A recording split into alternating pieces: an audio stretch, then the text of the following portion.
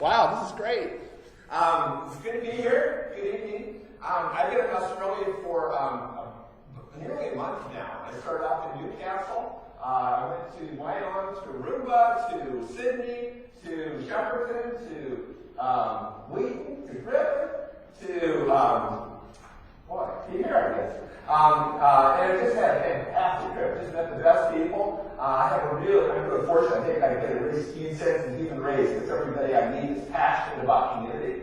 I met my first emus and wombats.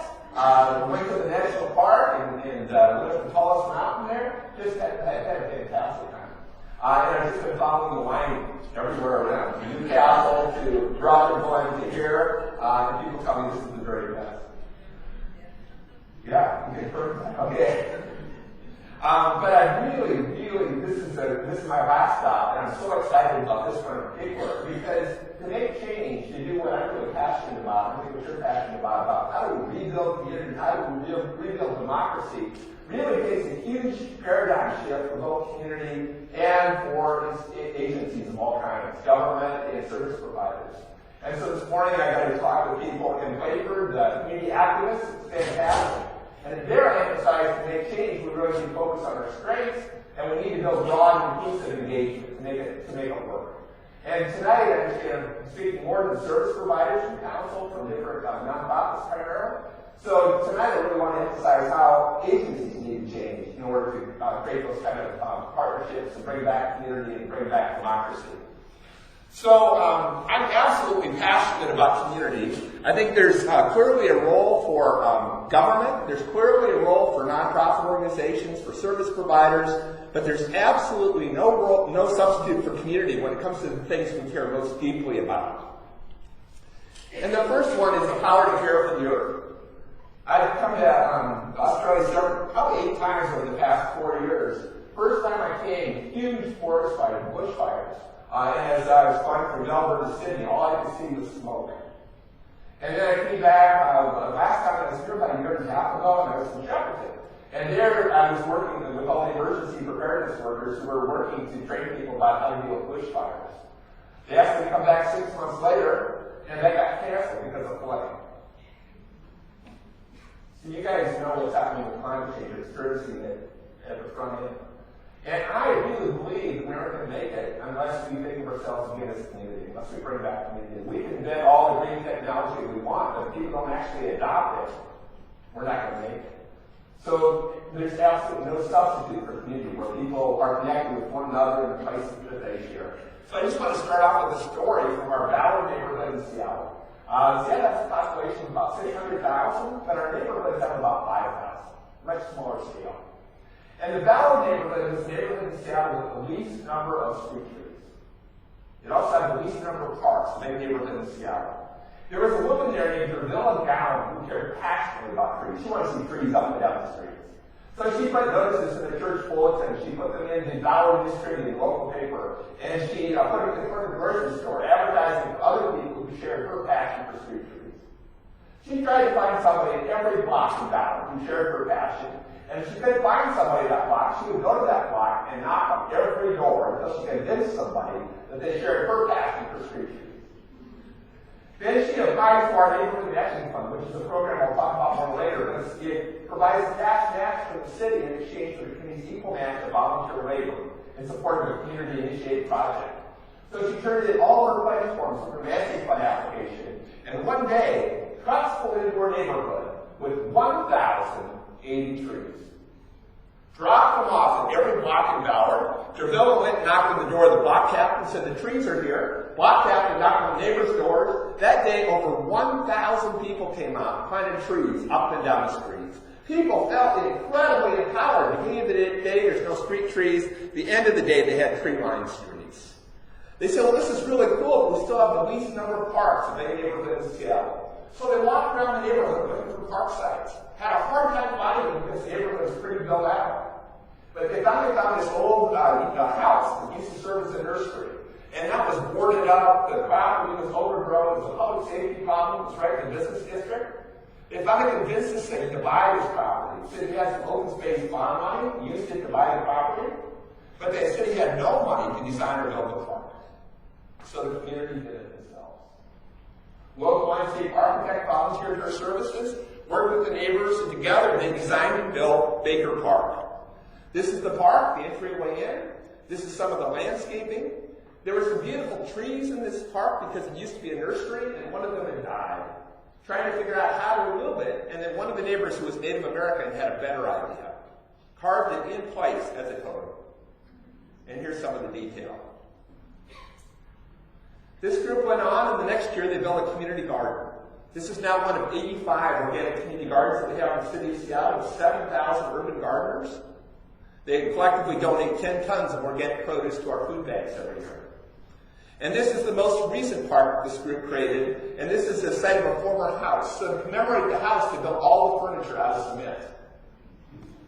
And at the dedication for this park, they unveiled a timeline that shows the 20 parks they built over the past 20 years. Every one of them were volunteers. They restored a salmon estuary. They worked with the kids to build a skate park. They built ball fields. They built playgrounds. They restored a natatory with native plants.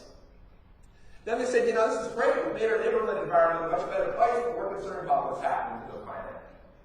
So they formed an all-volunteer group called Sustainable Valley. And the big thing they have each year is what they call Sustainable Valley Fest. I'm going to be speaking at it next weekend. And there they have food, they've got music, they've got all kinds of things to draw people in. And they have booths to educate neighbors about what they can do to reduce their carbon footprint. And the first booth you go to is the undriver's license station, where you go and you check all the ways you won't drive over the next month. And when you do, you get a laminated undriver's license. It looks just like my official Washington State driver's license. Julia Thiel is the one who organized it. She says, I'm going to walk, I'm going to bike, I'm going to take transit, etc., etc. And when you make your commitment to not drive, and you get your own driver's license, you're entitled to drive the shuttle bus. And this is a foot powered mobile that's going down the streets of Ballard. It gets everybody's attention. It gets people thinking, what can I do to get out of my car? What can I do to reduce my carbon footprint? This has now created a movement. All the neighborhoods around Ballard decided to pick their own sustainability groups, all volunteer. All suburban communities around Seattle formed their own sustainability groups. We now have 67 of these organizations, and collectively, they call themselves Scouts, Sustainable Communities all over Puget Sound. And it all started with the dough pound in those street trees 20 years ago. Incredible untapped potential in our communities. And I understand there's a similar movement underway here in Adelaide, which is really exciting. A second area in which communities, there's absolutely no substitute for communities, is in how to prevent crime. And you can have a police officer on every street, and people still wouldn't feel safe, and it certainly wouldn't be as appropriate as neighbors watching out for each other. This is a story from Limerick. Limerick, as you know, after Angela's ashes, doesn't have a great reputation to begin with, but there are 4 social housing communities there that have really, really tough times. One is down in Port Weston, which is where my colleague Cormac Russell, his family grew up in this housing community. This community has a huge gang issue. In fact, there have been quite a few residents of this neighborhood who've been murdered in their own neighborhood. People are afraid now to come out of their homes. And the government's answer was, we're going to buy up people's homes, we're going to tear them down, and we're going to rebuild this community. They did this without asking anybody's permission or getting any input from the community. But they started buying up houses. And after a while, not too long at all, the houses were boarded up. They became covered with graffiti, garbage everywhere. Now half the houses in this community are boarded up. With the collapse of the economy in Ireland, there's no money to carry through with the plan. So people are worse off than ever. And people are more scared than ever to come out of their homes. But on Christmas Eve, there was a young woman named May, a 14-year-old girl. She organized her friends, and they went around house to house Christmas caroling. Incredible bravery. And it gave everybody else the confidence to start coming out of their homes. And now the elders are working with the kids to build flower boxes in front of people's homes to show a sign of pride and ownership. And now the residents are going through and they're starting to renovate some of those houses that have been boarded up. And people are starting to live in those again, against the wishes of the government. A third power of community is the power to care for one another. You certainly haven't experienced the economic collapse like we have in the States or like we are in Europe. But it's like at the very time where people's needs are the greatest, government and nonprofit organizations have the fewest resources to respond. And I think it's times like this where people discover how important community is. That's really all you have to fall back on in really tough times is one another. This is a story from Wodonga. Wodonga's had a couple of older women who were looking for some way to contribute to the community. And they approached the local church and they said, you've got this big grass here. Can we turn that into a community garden? And the church said, sure. So the women reached out to the men in the community, and the men in the men's shed helped them build some raised beds. I love the men's sheds program. We're going to take that into the States. But what I love is we started involving the entire community in this process. So young people got involved, and they helped shovel the dirt into the raised beds. And the new immigrants and refugees got involved in this garden. And people with disabilities got involved in the garden. And the garden just kept growing and growing, very productive. And then the women noticed that there was a commercial kitchen in the church that wasn't being utilized. So they said, can we use that? And they started picking the crops and then processing them and having nutritionists work with them, and they prepared gourmet meals using this produce. And everybody again got involved. The older people, the high school students got involved. There is a program right next door to this church that's for people with intellectual disabilities, and they got involved big time. They just take great pride in making meals for the community. And then they package them and freeze them, and they serve thousands and thousands of meals every year. The most nutritious, the best tasting food to people who have absolutely no access to food otherwise. Incredible power in our communities. Another unique power of community is the power to demand justice. We know no social change ever happens from the top down. It always comes from the bottom up. In our country, it was the civil rights movement, the women's rights movement, the gay lesbian rights movement, the environmental movement, the peace movement. Every major change, every major change comes from the bottom up. There's absolutely no substitute for community when it comes to social change. And here's some other areas in which I think community is uniquely qualified. Democracy absolutely depends on strong communities. Emergency response, we've seen that over and over again, whether it's the bushfires or the floods or the hurricane in New Orleans or the earthquakes in Japan. Government can't get out there quickly enough. In times of emergency, we're totally dependent on each other, but people often realize it when it's too late. Our health and welfare, there have been studies that show that about 10% of health outcomes can be attributed to healthcare professionals. Most of it has to do with our environment. It has to do with our relationships. It has to do with the kinds of things that community can influence. And our very happiness is dependent on community. We're social creatures. We need each other. We need the opportunity to contribute. We need a sense of self-worth, and we get that from our communities. The problem is, at the very time when these most needy communities is greatest state of crisis. Robert Platinum, professor at Harvard University, wrote a book called Bowling Alone, documenting the incredible breakdown of community life in North America. So when Alexis de Tocqueville came from France in 1832 and came to North America, he was blown away by the associational life. He'd never seen anything like it, where people came together to form volunteer fire departments, came together to do barn races, came together for town meetings. He said, that's his strength. And yet he's documented over the past 50 years the incredible breakdown of community life. How fewer and fewer people belong to traditional associations, whether that's the League of Women Voters, the Rotary, the Lions, the Elks, all those animal organizations, or whether it's fewer families eating together. All kinds of indicators of the breakdown of community. So, and I think it's best, and here's some of the reasons why he says community is breaking down, and other people said as well. One is community is absolutely dependent on people bumping into the same people over and over again. I have a friend who says that's the key to community. You need bumping places. You need the pub. You need the business district. You need the skate park. You need the pocket park. You need the coffee house. All those places where people bump into the same people over and over. Because that's how you build relationships. That's how you build community. And it used to be that we live, learn, work, and play all in the same village. And now, increasingly, our lives get segmented, where we have suburban communities, where we just go to sleep, and where we have malls where we go to shop. drive a half hour to that. And where you might commute 45 minutes to work.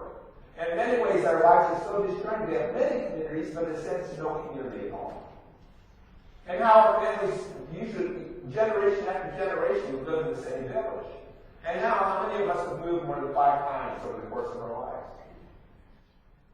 Most people. And when you're always on the move, it's hard to build relationships. And you know you're just going to move again. Why bother? It's a lot of work.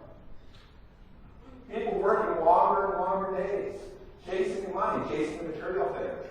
Less time to be engaged in community. There have been studies that show that fear is the number one thing breaking down community in many neighborhoods, where people are afraid to come out of their homes. And when they don't come out of their home, they don't build relationships, they're even more afraid. Robert Putnam says people often say, we don't have time to be involved in community. And yet studies show that people spend an average of several hours each day in front of the television set. He said the television is their number one competition with community. He wrote this book a few years ago, so now he would add Facebook, and he'd add video screens and all those others. But people substituting virtual contact for real relationships. Increasing consumerism, again, where people are chasing material things rather than taking their satisfaction in relationships. Increasing specialization, where we've segmented everything in our society into silos, where the young people are separated from the elders, and they're separated from the people with disabilities. Our whole community has been split apart. And increasing professionalization, where we have more and more professionals doing what communities used to do themselves.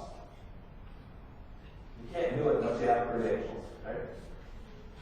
So here's an illustration of how so many people are experiencing community these days.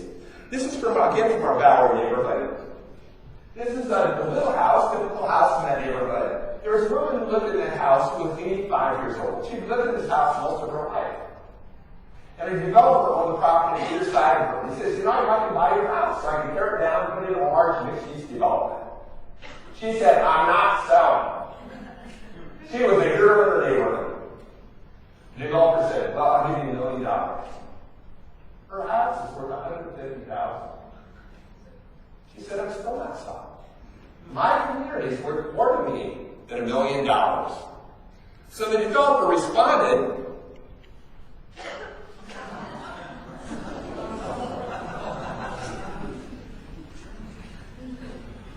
and this is a symbol to me of how so many people are experiencing community today, where they feel like powerless in their community, where they feel that their community is being shaped by the people who live there, but by outside money, by outside decision makers. And how in every place, even where there's a strong sense of community, there are increasing numbers of individuals who feel alone, who feel disconnected, who feel isolated. So, sorry, I told you how great community was, and then I told you how it's going to hell. So sorry to depress everybody. So what I'd like to do is talk about how do we rebuild it. But first I want to depress you even more.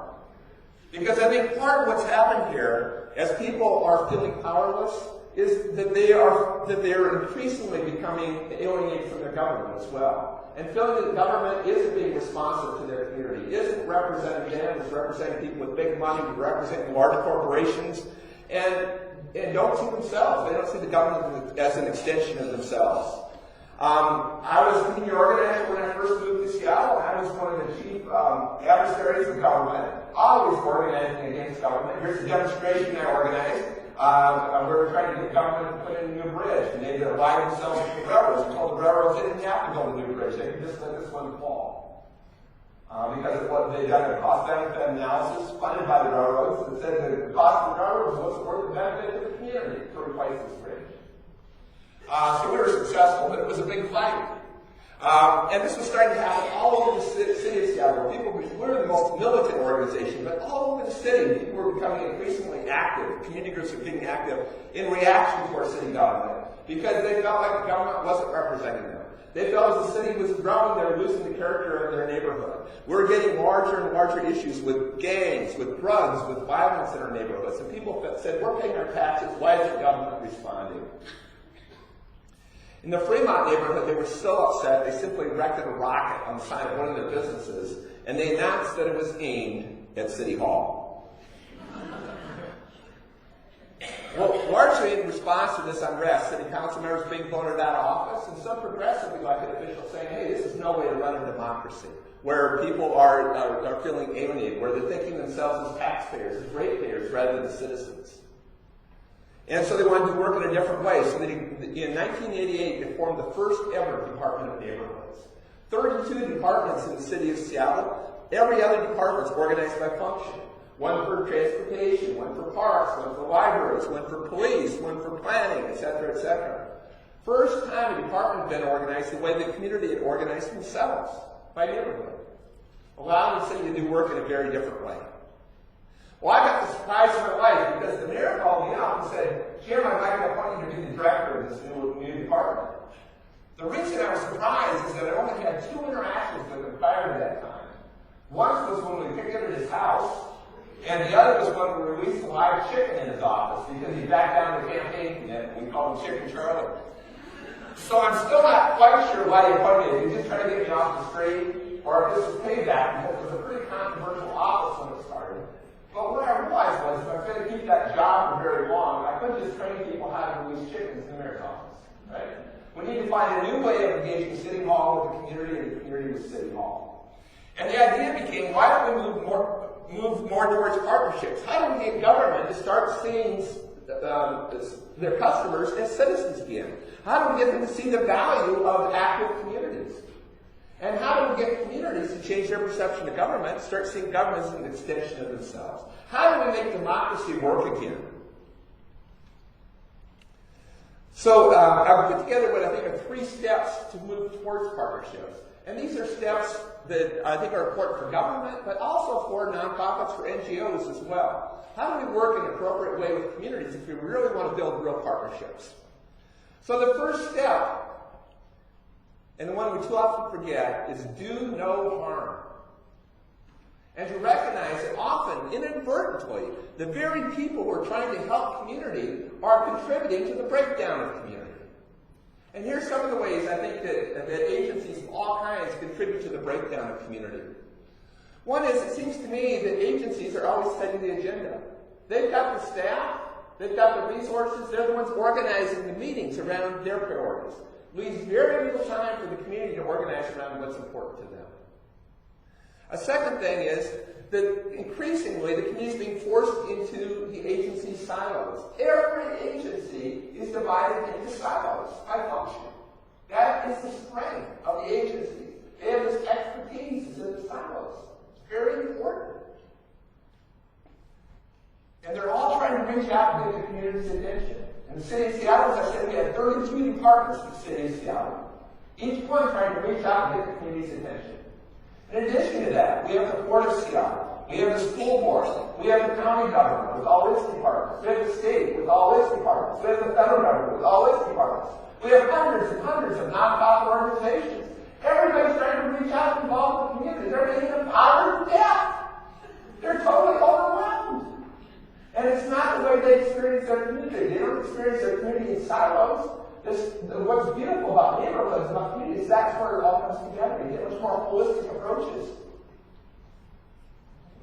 It's kind of backwards now, where the communities having to organize themselves the way that the agencies are organized. Who's serving whom? So in addition to being organized in a way, being organized vertically by function, it's important that agencies really want to work with communities. They also work across those silos in more of a place-based kind of way. A third thing is that I think people in agencies in government, I know we're very conscious about using our time well, being good stewards of people's money, but we often take people, volunteers, back to play because we aren't paying for it. So we do lots of citizen government, we do lots of citizen participation, lots of consultation, but we haven't always thought through ahead of time how we're going to use that information. And even if we do use it, we don't have to feed back to people what we did as a result of hearing from them. And then people learn not to be involved because their time is very precious. Time spent in those participation process could be spent with family, could be spent by small businesses making some money.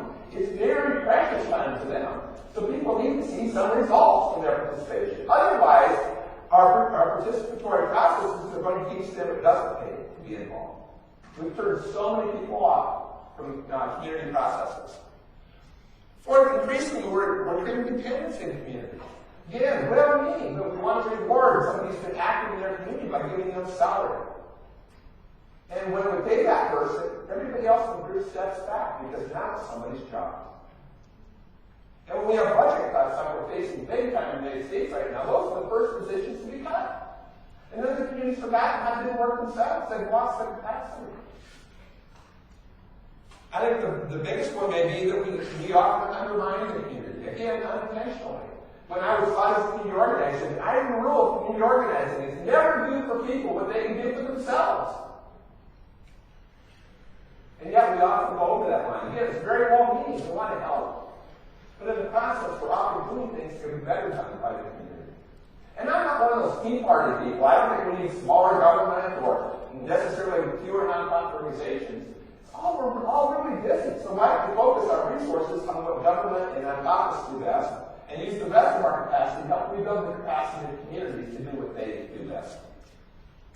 The second step moving towards partnerships is to remove agency barriers to community empowerment. So too oftentimes, decisions are being made at this level, the centralized level, and communities are active at the ground level. So if we really want to build partnerships or to get people engaged, we need to push as many decisions as possible down to the local level. Now, there's lots of decisions that have to be made in a centralized way. Like you don't want to find a transportation system, one neighborhood at a time. But so many decisions could be best done, made at the community level. Cookie-cutter programs and regulations where in the name of efficiency, in the name of fairness, we treat absolutely every place the same. Not recognizing the unique physical character of the place and the cultural character of the people. Inaccessibility, bureaucratic red tape, often legitimate red tape around issues around liability, around maintenance, around labor agreements. But nonetheless, that is probably the biggest thing that keeps people from getting engaged. All this red tape. Where the answer is usually, here's why you can't do it, rather than here's how you could do it. And a know-it-all attitude. Again, we shouldn't apologize for the expertise we have in our agencies. It's very important. But how do we also recognize the incredible expertise that's in communities? Often expertise of a different kind, where they know their history, their values, they know the other people in their communities. And when we bring those two kinds of expertise together, we get the best results. And then the third step is to actually rebuild the community's capacity for partnerships. So how do we provide leadership training? How do we make the kind of training that's available to our staff available to people in the community? We have high expectations of them, but we give them very few tools to be able to do their work. We want them to be very inclusive, and yet we don't give them access to resources to do their own translation, interpretation. How do we reach out and work with associations of all types? That too oftentimes the only groups we deal with are the ones that organize to deal with us. And we forget that just about everybody in our communities is already organized with some kind of association or another. If we really want to get broad, inclusive engagement, we need to reach out to all the ways people are organized in their communities. Whether that's in sporting clubs or faith-based groups or neighborhood watches or mutual assistance associations or youth skateboarding groups, whatever it is. To provide forums for networking so organizations can start coming together, speaking with one voice as a community so they have real power and they aren't divided. To offer non-meeting options for engagement. I've got a friend, he's a duck hunter, and my friend taught me that every duck will respond to a call. Just there's a different call for every duck. He says there's one for the mergansers, and one for the woodducks, and one for the loons, and one for the goose. And what other kinds of ducks do you have here? Okay. So every duck will respond. He says too often, as organizers, we're just sounding the loon call. And we wonder why only loons show up for our meetings. He says, in fact, everybody will accomplish need to find their call. And too often, guys, the only call we use is the meeting call. I didn't say the mating call. The mating call would be kind of interesting, right? But the meeting call. And for a lot of people, that is the worst call in the world. Because they know if they come to that first meeting, they're going to be in a sign-in sheet. They're going to be sentenced to meetings for the rest of their lives. Right? And a lot of people don't see results from meetings. One meeting leads to another meeting, leads to another meeting. Nothing changes. Right? So if we really want to get people engaged, we need to use the other calls as well. We know the social call works. Food, fun, festivals, music. That gets people engaged. Right? And we shouldn't apologize for it. Because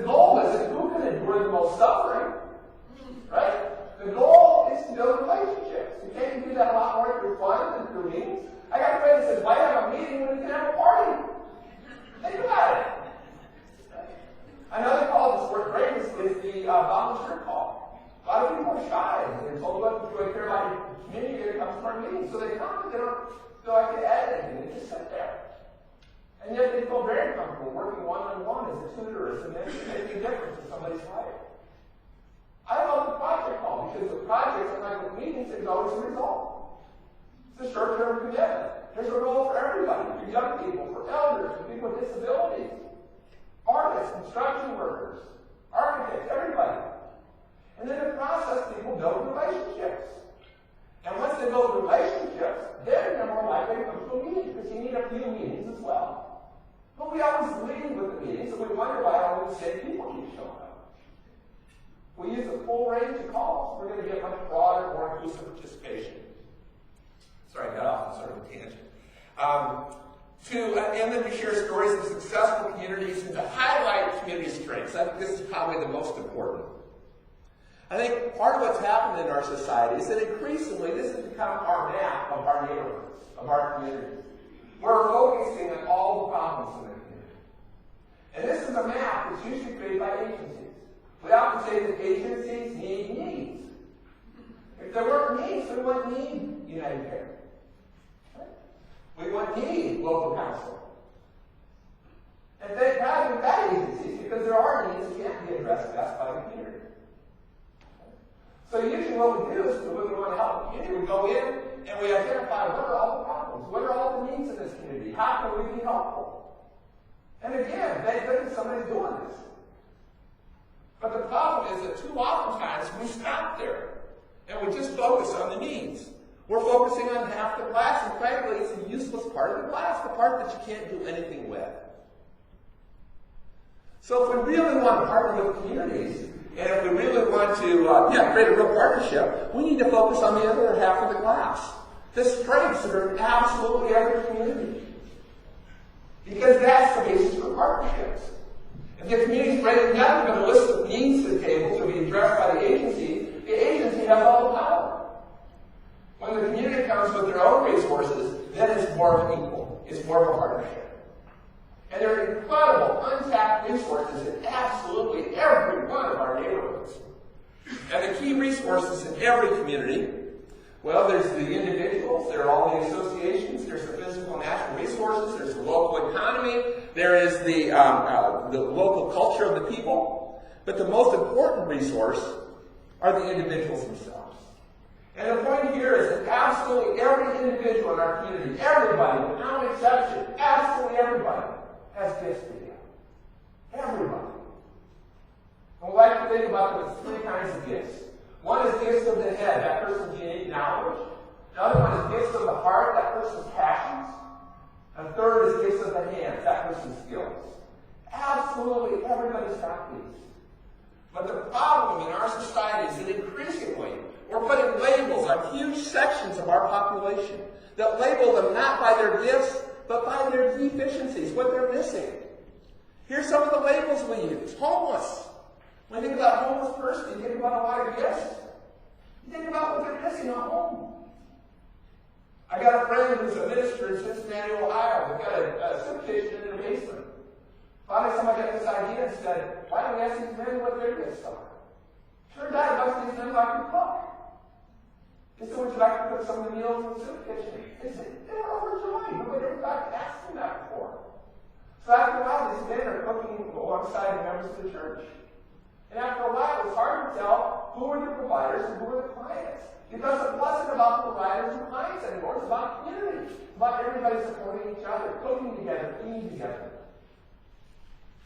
Unemployed, poor person, non-English speaking, single parent, addict, offender, at-risk youth. We don't ever talk about young people anymore in my country without that adjective at risk. Who's got more creativity than young people? Who's got more energy than young people? Who's got more at stake in the future of our community than young people? Who knows young people better than young people? And yet we sit around and talk about the youth problem. Youth can be the incredible leaders in helping to rebuild our communities. And I get increasingly sensitive to the label of old person. And the one that really drives me crazy is disabled. How many people in this room have no disability? My disability is my memory. It's worse every year. When I'm applying for a job, I can say I have this disability, but please hire me. I try to get some gifts on my dad. And yet there's a huge, growing section of our population that we define solely in terms of their disability. So what we recognized when we started up the Department of Neighborhoods was that the active groups tend to be all one kind of people. They tend to be whiter, more middle class, more homeowners, more middle-aged than the neighborhood as a whole. So we wanted to help them think about how they could be so much more effective if they brought in everybody, if they became more inclusive. So we worked with neighborhood leaders and we came up with a program called Involving All Neighbors. And the idea was, how do we involve the people who've been the most marginalized in our neighborhood? People with intellectual disabilities. People who've been living outside of our neighborhoods for years in institutions or being increasingly deinstitutionalized, living in our neighborhoods but not part of our community. Because when we put these labels on, then, and just focus on people's needs, they become clients of the service system. And when we focus on people's gifts, they become citizens in our community. And again, I'm not dismissing that everybody in this room has needs. Everybody in this room requires some kind of services. But somehow in our society, we've created two classes of people. We've created a class of people with the needs and a class of people with the gifts. And then we wonder why all the people aren't involved in our community. Because we've written them off. They're clients. So we tried to lift off that label by creating a program we called Involving All Neighbors. And the idea was to sometimes start with individuals. First of all, we created a group we called the Action and Community Team. It was individuals and family members with intellectual disabilities and neighborhood activists who wanted to create more inclusive organizations. And we started both ends, either end. So I just want to share a few stories that happened from that program. This is Mary. I'm sorry, this is Matt. Matt and his mom came to see me, and Matt said, I've been living in the Ravenna neighborhood for 8 years now. I don't know anybody. And I said, Matt, what do you like about your neighborhood? And he took me to Ravenna Creek. He says, I love Ravenna Creek. Well, I knew that the neighborhood association was working to clean out that creek to make a better salmon habitat. So I talked to Thomas, who was the leader of the group, and I said, Thomas, could you involve Matt in the project? He said, yeah, we can only use more volunteers. So they trained Matt how to remove invasive plants from along the creek and how to reforest with native plants. And after a while, Matt became the expert. And Matt was leading work parties. Here he is teaching other neighbors, other volunteers, how to remove the invasive holly from along the creek. But Matt's greatest gift is he's got this incredibly infectious personality. So he comes in and knocks on your door and says, hey, I'm Matt. I really care about the salmon, don't you? You'll have to, won't you? I mean, you can't say no to that. He's got armies of people, armies of volunteers cleaning up the invasive plants. And that's incredibly creative. So we've got also invasive holly. So at Christmas time, he organizes a holly day party. And the neighbors all come out, they collect invasive holly, and make Christmas decorations, and they all go back to Matt's house afterwards and have a big party. And Matt is totally socially uninhibited. He's always the first one out in the dance floor. He gets everybody else to make out of their shell. That's his gift. He builds community like nobody else. This next story is about, from the other end. This is Susan Harmon on the right-hand side. She's chair of the Westwood Neighborhood Council. She wanted to create a more inclusive organization. So she worked with our Department of Social and Health Services, and she said, could you offer your client, could you send a letter out to your clients? And the letter basically said, hi, I'm Susan. I'm chair of the Neighborhood Association. Would love to get you involved. If you're interested, give me a call. So she got a call from Raymond and Ginger. She went to their house. They said, we've been living here 20 years. We don't know any of our neighbors. She looked around the walls of that house, and there were all these cracks on the walls. And a lot of them had clown things. And she said, what's with this? They said, that's how we spend our time. We make cracks. And Raymond here used to be a radio clown. But he hasn't clowned since we moved here. Susan said, we're having our Diers Neighborhood Festival come up on Saturday. Could you come down and do clowning for us?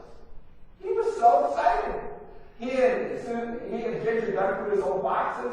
They found his clown outfit. Susan came and picked him up on Saturday. And he was the hit of the festival. The kids loved him. They started inviting the kids' birthday parties, invited them to other community events. And in the process, he and Ginger met other people who did craft work.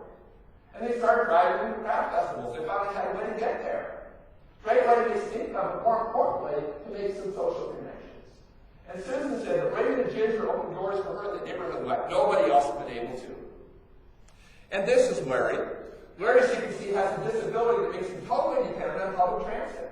So Larry knows all the places where the bus goes in his Capitol Hill neighborhood. He knows all the places where the bus should go, but doesn't go. He knows all the places where there should be covered bus shelters, where there should be security lighting. So when the neighborhood did a neighborhood plan, they tapped Larry to help with transportation. And Larry led a walking tour of the business district and pointed out all the access problems, because it weren't just a problem for him, problem for elders with their walkers and parents with their strollers. Larry became so highly valued that he was elected vice chair of the Capitol Hill Community Council. Somebody with intellectual disabilities, somebody who'd just been seen as nothing but a client, is now a leader in his community because people took off that label and focused on his gifts. So I want to describe a few other programs that we put in place in Department of Neighborhoods and try to move in this direction towards more of a partnership. One thing we did is we created little city halls, storefront offices where people could do business with the city itself right in their own neighborhoods rather than having to go downtown. So you can go in there and pay your public utility bills. More frequently, people are going to not pay their bills. Lower income people are having a hard time making their payments. We're in danger of having their utilities shut off. Go in there and get work out arrangements to pay to have their bills paid. And when they're there, because they have needs, they often get referred to human services as well. But because we collect so much money here, we have secure systems. So you can go in here and do business with any layer of government. You can apply for a passport. You can apply for a business license. You can apply for a community garden plot. You can go in there and pay your traffic or parking fines. If you want to argue your parking or traffic fine, the court magistrate makes the rounds and you can have a hearing right in our own little city hall, rather than having to go downtown and risk a second ticket while you're trying to take care of your first one. But the key resource we have in each of these centers is a coordinator. A coordinator who works with the Department of Neighborhoods, but who often refers to themselves as an overt double agent. They're very clear they're working for both the community and government. And their job is to help bring the two together. So they work across all those silos. And they help the city work as one city with the neighborhood, rather than as 32 different departments. And they help individuals connect with services they need to help them get things done, but they also help those departments work effectively with the community. They bring the two together. And they're also fantastic about knowing all the different networks in the community, because as we all know, there's not one community voice, there's many different factions in the communities. And they're able to bring them together, what we call district councils, so they can start meeting one another and working out and building relationships and start developing consensus, developing a common vision for their community. They're incredible resources. Just like we didn't think about that, about how we might utilize that in Adelaide. It's important not just for government, but how do you work across nonprofit organizations in more of a place-based way, so that people aren't overwhelmed by all the different groups trying to reach them, and so you can do work in more of a holistic way. We thought it was incredibly cost-effective. Rather than each department doing its own outreach, you have one set of outreach staff who were more place-based.